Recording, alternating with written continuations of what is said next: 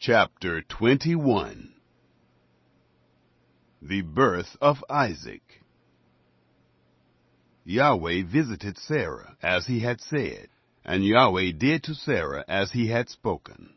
Sarah conceived, and bore Abraham a son in his old age, at the set time of which God had spoken to him. Abraham called his son who was born to him, whom Sarah bore to him, Isaac. Abraham circumcised his son Isaac when he was 8 days old, as God had commanded him. Abraham was 100 years old when his son Isaac was born to him. Sarah said, "God has made me laugh. Everyone who hears will laugh with me." She said, "Who would have said to Abraham that Sarah would nurse children? For I have borne him a son in his old age." The child grew and was weaned. Abraham made a great feast on the day that Isaac was weaned. Sarah turns against Hagar. Sarah saw the son of Hagar the Egyptian, whom she had borne to Abraham, mocking.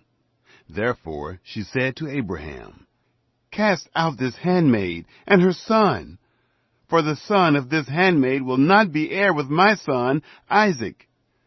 The thing was very grievous in Abraham's sight on account of his son. God said to Abraham, "Don't let it be grievous in your sight because of the boy, and because of your handmaid.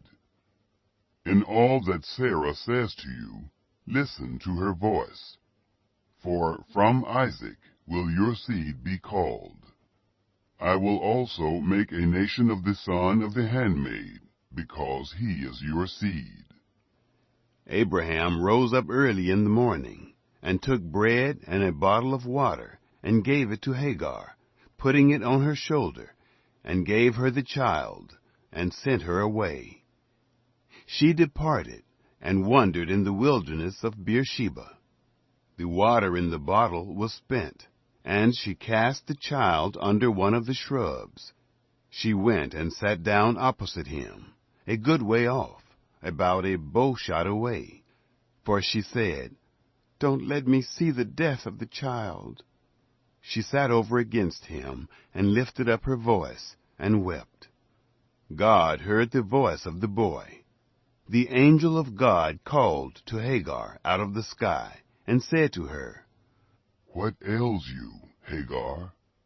Don't be afraid, for God has heard the voice of the boy where he is. Get up, lift up the boy, and hold him in your hand, for I will make him a great nation." God opened her eyes, and she saw a well of water. She went, filled the bottle with water, and gave the boy drink. God was with the boy, and he grew. He lived in the wilderness, and became, as he grew up, an archer. He lived in the wilderness of Paran. His mother took a wife for him out of the land of Egypt. The covenant at Beersheba. It happened at that time that Abimelech and Phicol, the captain of his army, spoke to Abraham, saying, "God is with you in all that you do. Now, therefore, swear to me here by God, that you will not deal falsely with me, nor with my son, nor with my son's son, but according to the kindness that I have done to you, you shall do to me, and to the land in which you have lived as a foreigner." Abraham said, "I will swear." Abraham complained to Abimelech because of a water well, which Abimelech's servants had violently taken away. Abimelech said, "I don't know who has done this thing. Neither did you tell me, neither did I hear of it, until today." Abraham took sheep and cattle, and gave them to Abimelech. Those two made a covenant. Abraham set 7 ewe lambs of the flock by themselves. Abimelech said to Abraham, "What do these 7 ewe lambs which you have set by themselves mean?" He said, "You shall take these 7 ewe lambs from my hand, that it may be a witness to me, that I have dug this well." Therefore he called that place Beersheba, because they both swore there.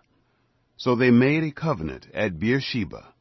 Abimelech rose up with Phicol, the captain of his army, and they returned into the land of the Philistines. Abraham planted a tamarisk tree in Beersheba, and called there on the name of Yahweh, the everlasting God.